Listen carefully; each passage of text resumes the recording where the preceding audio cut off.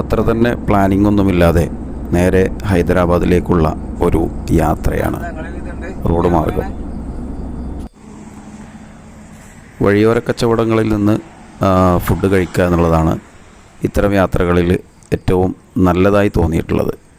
നല്ല ചൂടുള്ള ഫുഡ് കിട്ടും, ഒപ്പം വിലയും കുറവായിരിക്കും.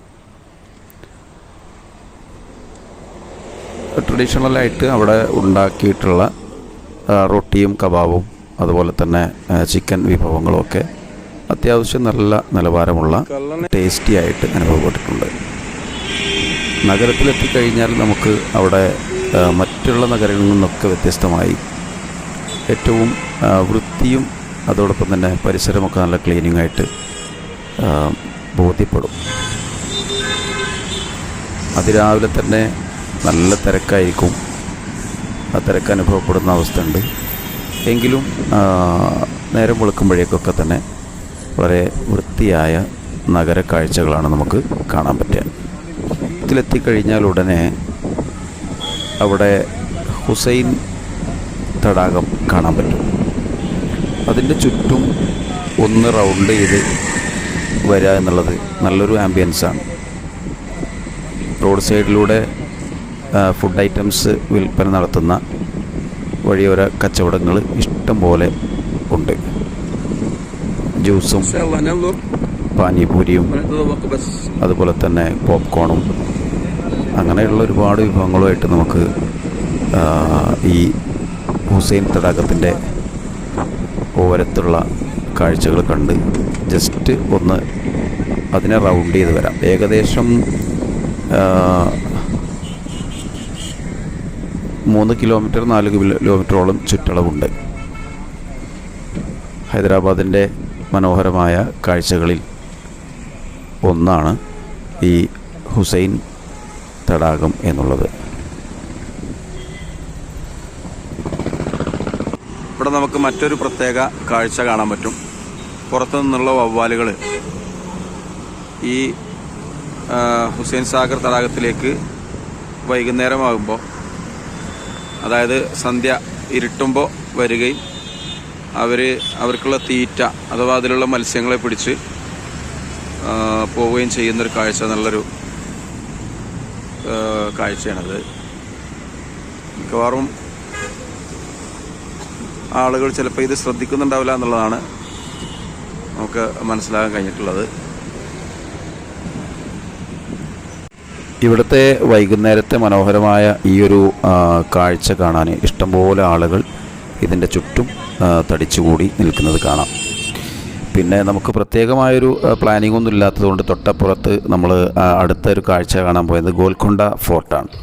ഫോർട്ടിലേക്ക് നമ്മൾ പോവുകയാണെങ്കിൽ രാത്രിയാണ് ഏറ്റവും നല്ലത്. കാരണം അവിടുത്തെ ഭംഗിയായ ഈ ഒരു കാഴ്ച വളരെ മനോഹരമാണ്. ഫോർട്ടിനെ കുറിച്ച് അല്പം രാജാക്കന്മാരാണ് ഇത് ആദ്യം ഒരു മൺകോട്ടയായി നിർമ്മിച്ചത്. പിന്നീട് 16-ാം നൂറ്റാണ്ടിൽ ഖുതുബ് ഷാഹി രാജവംശം ഇത് പിടിച്ചെടുക്കുകയും കരിങ്കല്ല് ഉപയോഗിച്ച് വിപുലമായ രീതിയിൽ പുനർനിർമ്മിക്കുകയും ചെയ്തു. പേരിന് പിന്നിൽ ഗൊല്ലകൊണ്ട, ഇടയന്റെ കുന്ന് എന്ന തെലുങ്ക് വാക്കിൽ നിന്നാണ് ഗോൽക്കൊണ്ട എന്ന പേര് വന്നത്. ഒരു ഇടയബാലൻ കുന്നിൻ മുകളിൽ ഒരു വിഗ്രഹം കണ്ടെത്തിയെന്നും തുടർന്ന് അവിടെ രാജാവ് കോട്ട നിർമ്മിച്ചെന്നുമാണ് ഐതിഹ്യം. വൈരക്കല്ലുകളുടെ കേന്ദ്രം, ലോകപ്രശസ്തമായ കോഹിനൂർ വൈരം, ഹോപ്പ് ഡയമണ്ട് എന്നിവ ഗോൽക്കൊണ്ടയിലെ ഖനികളിൽ നിന്നാണ് ലഭിച്ചതെന്ന് വിശ്വസിക്കപ്പെടുന്നു. ഒരു കാലത്ത് ലോകത്തിലെ തന്നെ പ്രധാനപ്പെട്ട വൈരക്കച്ചവട കേന്ദ്രമായിരുന്നു ഇവിടം. 2. വാസ്തുവിദ്യയും പ്രത്യേകതകളും. Architecture and features. ശബ്ദ സംവിധാനം, അക്കോസ്റ്റിക്സ്.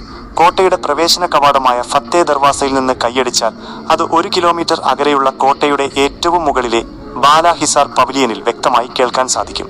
ശത്രുക്കളുടെ വരവ് അറിയിക്കാനുള്ള ഒരു മുൻകരുതൽ സംവിധാനമായിരുന്നു ഇത്. പകലിലൊരു 4 മണിക്കൂറോളം സമയമുണ്ടെങ്കിൽ നമുക്ക് പിന്നീട് കാണാൻ പറ്റുന്ന വലിയൊരു കാഴ്ചയാണ് ഹൈദരാബാദിലെ മ്യൂസി നദിക്കരയിൽ സ്ഥിതി ചെയ്യുന്ന സാലാർ ജംഗ് മ്യൂസിയം. നമുക്കതിൻ്റെ വിവരങ്ങളൊന്ന് കേൾക്കാം. നേരത്തെ സൂചിപ്പിച്ചതുപോലെ മൈസൂർ കൊട്ടാരത്തിൽ നിന്നുള്ള ഈ കട്ടിൽ പൂർണ്ണമായും ആനക്കൊമ്പിൽ തീർത്തതാണ്. ഇതിലെ സങ്കീർണമായ കൊത്തുപണികൾ മൈസൂരിലെ കരകൗശല വിദ്യയുടെ ഉത്തമ ഉദാഹരണമാണ്. സലാർ ജംഗ് മ്യൂസിയത്തിലെ ഏറ്റവും പ്രശസ്തമായ വസ്തുക്കളിൽ ഒന്നാണിത്. 2. ചന്ദനത്തടിയിലുള്ള കസേരകൾ, സാൻഡൽവുഡ് ചെയർസ്. സലാർ ജംഗ് മ്യൂസിയത്തിലെ വസ്ത്രശേഖരം, ടെക്സ്റ്റൈൽ ഗാലറി ഇന്ത്യയുടെയും ലോകത്തിന്റെ വിവിധ ഭാഗങ്ങളുടെയും സമ്പന്നമായ നെയ്ത്തു പാരമ്പര്യം വിളിച്ചോതുന്ന ഒന്നാണ്. പ്രധാനമായും 17-ാം നൂറ്റാണ്ട് മുതൽ 20-ാം നൂറ്റാണ്ട് വരെയുള്ള കാലഘട്ടത്തിലെ അപൂർവ വസ്ത്രങ്ങളാണ് ഇവിടെ പ്രദർശിപ്പിച്ചിരിക്കുന്നത്. ഈ ശേഖരത്തിലെ പ്രധാന ആകർഷണങ്ങൾ താഴെ പറയുന്നവയാണ്. 1. രാജകീയ വസ്ത്രങ്ങൾ. നിസാമാരുടെ വസ്ത്രങ്ങൾ. ഹൈദരാബാദ് നിസാമാരും സലാർജംഗ് കുടുംബാംഗങ്ങളും ഉപയോഗിച്ചിരുന്ന ഷെർവാണികൾ, തലപ്പാവുകൾ, ടർബൻസ്, പട്ടുടുപ്പുകൾ എന്നിവ ഇവിടെ കാണാം. സ്വർണ്ണ നൂലുകൾ, സാരി കൊണ്ട് തുന്നിയ അതിമനോഹരമായ വസ്ത്രങ്ങൾ ഇതിൽ ഉൾപ്പെടുന്നു. കാശ്മീരി ഷാളുകൾ. കൈകൊണ്ട് നെയ്തെടുത്ത പ്രശസ്തമായ പഷ്മിന ഷാളുകളുടെ വലിയൊരു ശേഖരം ഇവിടെയുണ്ട്. ഇവയിലെ സങ്കീർണമായ തുന്നൽ വേലകൾ അത്ഭുതപ്പെടുത്തുന്നതാണ്. സലാർജംഗ് മ്യൂസിയത്തിലെ ആനക്കൊമ്പ് ശേഖരം, ഐവറി കളക്ഷൻ, ലോകമെമ്പാടുമുള്ള സന്ദർശകരെ ആകർഷിക്കുന്ന ഒന്നാണ്. ആനക്കൊമ്പിൽ തീർത്ത അതിസൂക്ഷ്മമായ കൊത്തുപണികൾ, ശില്പങ്ങൾ, നിത്യോപയോഗ സാധനങ്ങൾ എന്നിവയുടെ ഒരു വലിയ ശേഖരം ഇവിടെയുണ്ട്. പ്രധാനമായും 18, 19, 20 നൂറ്റാണ്ടുകളിലെ ഇന്ത്യ, ജപ്പാൻ, ചൈന, യൂറോപ്പ് എന്നീ രാജ്യങ്ങളിൽ നിന്നുള്ളവയാണിവ. ഈ ശേഖരത്തിലെ ഏറ്റവും ശ്രദ്ധേയമായ ചില ശില്പങ്ങൾ താഴെ പറയുന്നവയാണ്. പ്രധാന ആകർഷണങ്ങൾ. 1. ആനക്കൊമ്പിലുള്ള കട്ടിൽ, ഐവറി ബെഡ്. മൈസൂർ കൊട്ടാരത്തിൽ നിന്നും ശേഖരിച്ച പൂർണ്ണമായും ആനക്കൊമ്പിൽ തീർത്ത മനോഹരമായ ഒരു കട്ടിലാണിത്. ഇതിലെ സങ്കീർണമായ കൊത്തുപണികൾ മൈസൂരിലെ കരകൗശല വിദ്യയുടെ ഉത്തമ ഉദാഹരണമാണ്. 2. ദശാവതാര വിഗ്രഹം. ഒറ്റ ആനക്കൊമ്പിൽ ഭഗവാൻ വിഷ്ണുവിന്റെ 10 അവതാരങ്ങളെയും അതിസൂക്ഷ്മമായി കൊത്തിയെടുത്തിരിക്കുന്നു. ഈ ശില്പം കാഴ്ചക്കാരെ അത്ഭുതപ്പെടുത്തുന്ന ഒന്നാണ്. 3. ചെസ് സെറ്റുകൾ, ചെസ് സെറ്റ്സ്. ആനക്കൊമ്പിൽ നിർമ്മിച്ച വൈവിധ്യമാർന്ന ചെസ് സെറ്റുകൾ ഇവിടെ പ്രദർശിപ്പിച്ചിട്ടുണ്ട്. പടയാളികളും ആനകളും കുതിരകളുമെല്ലാം വളരെ കൃത്യതയോടെ കൊത്തിയെടുത്തവയാണ്. 4. മറ്റ് പ്രധാന കൊത്തുപണികൾ. പാലാക്വിൻ, പലൻക്വിൻ. ആനക്കൊമ്പിൽ തീർത്ത ആഡംബരപൂർണമായ ഒരു പല്ലക്ക്. ചൈനീസ് പന്തുകൾ, ചൈനീസ് പസിൽ ബോൾസ്. ഒരു ഒറ്റ ആനക്കൊമ്പിൽ നിന്ന് കൊത്തിയെടുത്ത ഒന്നിനുള്ളിൽ ഒന്നായി കറങ്ങുന്ന ഒന്നിലധികം പന്തുകൾ. ചൈനീസ് കരകൗശല വിദ്യയുടെ അത്ഭുതമാണിത്. മനുഷ്യരൂപങ്ങൾ, സന്യാസിമാർ, നർത്തകിമാർ, ദൈവങ്ങൾ എന്നിവരുടെ ശില്പങ്ങൾ. ജപ്പാനിൽ നിന്നുള്ള നെറ്റ്സൂക്ക് എന്നറിയപ്പെടുന്ന ചെറിയ ആനക്കൊമ്പ് ശില്പങ്ങളും ഇതിൽ ഉൾപ്പെടുന്നു. നിർമ്മാണ രീതിയും പ്രത്യേകതകളും. ആനക്കൊമ്പിന്റെ സ്വാഭാവികമായ വെളുത്ത നിറവും തിളക്കവും ഈ ശില്പങ്ങൾക്ക് പ്രത്യേക ഭംഗി നൽകുന്നു. വളരെ മൃദുവായതിനാൽ ആനക്കൊമ്പിൽ അതിസൂക്ഷ്മമായ കൊത്തുപണികൾ നടത്താൻ സാധിക്കും. സൂചി പോലുള്ള ചെറിയ ആയുധങ്ങൾ ഉപയോഗിച്ചാണ് കരകൗശല തൊഴിലാളികൾ ഈ അത്ഭുതങ്ങൾ സൃഷ്ടിക്കുന്നത്. സലാർജംഗ് മ്യൂസിയം സന്ദർശിക്കുമ്പോൾ ഈ ആനക്കൊമ്പ് ശില്പങ്ങൾ കാണാൻ മറക്കരുത്. ഓരോ ഗാലറികളും കണ്ട് നമ്മൾ അടുത്തേക്ക് പോകുമ്പം അതിനേക്കാൾ വലിയ അത്ഭുതങ്ങളാണ് നമുക്ക് കാഴ്ചയായി ഒരുക്കി വെച്ചിട്ടുള്ളത്. മുള, ബാംബു, സ്ഫടികം, ഗ്ലാസ്, ലെതർ, ജേഡ്. ചൈനയിൽ നിന്നും മറ്റും ശേഖരിച്ച വിലപിടിപ്പുള്ള കല്ലുകൾ. മത്സ്യത്തിന്റെ അസ്ഥി, ഫിഷ് ബോൺ കൊണ്ടുള്ള വടികൾ. 2. അത്ഭുതപ്പെടുത്തുന്ന ഡിസൈനുകൾ, യൂണീക്ക് ഫീച്ചേഴ്സ്. കേവലം ഊന്നുവടികൾ എന്നതിലുപരി പല ആവശ്യങ്ങൾക്കായി രൂപകൽപ്പന ചെയ്തവയാണ് ഇവയിൽ പലതും. രഹസ്യവടികൾ. ചില ഊന്നുവടികൾക്കുള്ളിൽ രഹസ്യമായി സൂക്ഷിച്ച വാളുകൾ, ഗുപ്തി, കുടകൾ, ടോർച്ചുകൾ എന്നിവയുണ്ട്. കൗതുകകരമായ പിടികൾ, വടികളുടെ പിടികൾ, ഹാൻഡിൽസ്, മൃഗങ്ങളുടെ തലകൾ, കുതിര, സിംഹം, നായ, പക്ഷികൾ, മനുഷ്യാകൃതികൾ എന്നിവയുടെ രൂപത്തിൽ അതിമനോഹരമായി കൊത്തിയെടുത്തവയാണ്. പ്രത്യേക സംവിധാനങ്ങൾ. സ്റ്റാർ ഒരു ബട്ടൺ അമർത്തിയാൽ മായ തുറക്കുന്ന തലയോട്ടിയുടെ രൂപത്തിലുള്ള പിടിയുള്ള വടി. ചില വടികളിൽ സ്നഫ് ബോക്സുകൾ, അളവ് തൂക്കത്തിലുള്ള ഉപകരണങ്ങൾ എന്നിവയും അടങ്ങിയിരിക്കുന്നു. ഗോൾഫ് ക്ലബിന്റെ ആകൃതിയിലുള്ള വടികളും ഈ ശേഖരത്തിലുണ്ട്. 3. ചരിത്രപരമായ പ്രാധാന്യം. ഭരണാധികാരികളുടെയും ഉന്നത കുലജാതരുടെയും പദവിയുടെ അടയാളമായിരുന്നവയാണ് ഇതിൽ പലതും. ഭഗവാൻ വിഷ്ണുവിന്റെ ദശാവതാരങ്ങൾ കൊത്തിയെടുത്ത ചന്ദനത്തടിയിലുള്ള വടി ഇവിടുത്തെ പ്രധാന ആകർഷണമാണ്. ചില വടികൾ സ്വർണം, വെള്ളി എന്നിവ കൊണ്ടും വിലപിടിപ്പുള്ള രത്നങ്ങൾ കൊണ്ടും അലങ്കരിച്ചിരിക്കുന്നു. യൂറോപ്പ്, ചൈന, ജപ്പാൻ, ഇന്ത്യ എന്നിവിടങ്ങളിൽ നിന്നുള്ള ഈ ശേഖരം മനുഷ്യന്റെ സർഗാത്മകതയും കരവിരുതും ഒരു ചെറിയ ഊന്നുവടിയിൽ പോലും എത്രത്തോളം പ്രകടിപ്പിക്കാമെന്നതിന് തെളിവാണ്.